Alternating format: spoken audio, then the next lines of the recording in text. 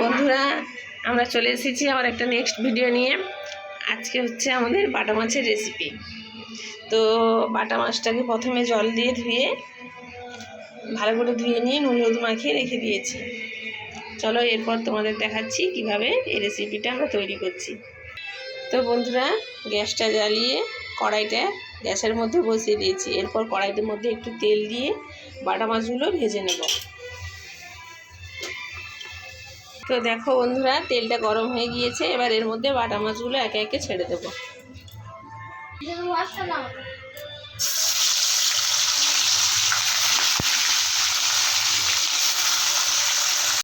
তো বন্ধুরা মাছগুলো এইভাবে লাল লাল করে ভেজে নেবে।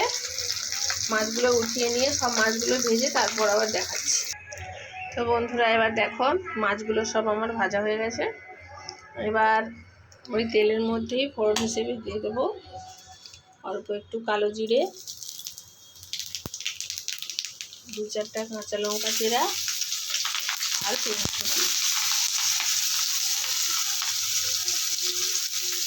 তো বন্ধুরা পেঁয়াজগুলো এরকম একটু হালকা করে ভেজে নেবে, খুব লাল লাল না আবার খুব হালকাও না।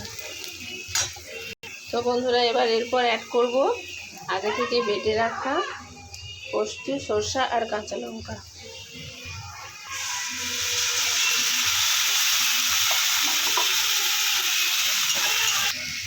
এরপর বন্ধুরা এটা একটু ভালো করে, তো এই মশলাটা বেশি ভাজা হবে না, হালকা একটু নাড়াচাড়া করে এর মধ্যে একে একে গুঁড়ো মশলা অ্যাড করব।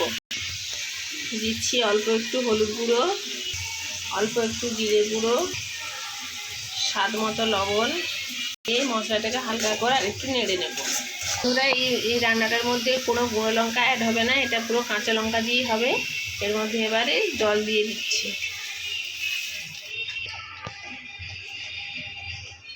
একটু নাড়াচাড়া করে ওপর থেকে টমেটো কুচিগুলো ছড়িয়ে দেব।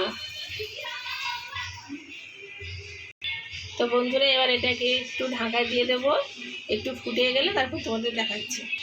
তো বন্ধুরা দেখো এবার ঢাকনাটা খুলে দিয়েছি, এটা ফুটে গিয়েছে। এবার এর মধ্যে ভেজে রাখা মাছগুলো দিয়ে দেবো।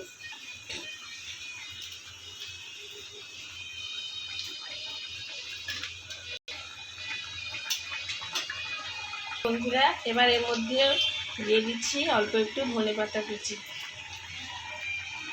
দেখো আমাদের বাটা মাছের রেসিপি রেডি। উপর থেকে 2-1টা কাঁচা লঙ্কা দিয়ে দিলাম, এটা একটা সুন্দর ফ্লেভার আসে। একটু অল্প সর্ষের তেল দিয়ে নামিয়ে নেব। তো বন্ধুরা আমাদের বাটা মাছের রেসিপি রেডি। তোমরাও বাড়িতে বানিয়ে খেও, দেখবে খুবই ভালো লাগে খেতে। তো বন্ধুরা আবার একটা কোনো নেক্সট ভিডিও নিয়ে আসবো। তোমরা সবাই আমাদের পাশে থেকো, আমাদের চ্যানেলটিকে লাইক ও কমেন্ট করে দিও। আজকে শুভ স্বাধীনতা দিবস,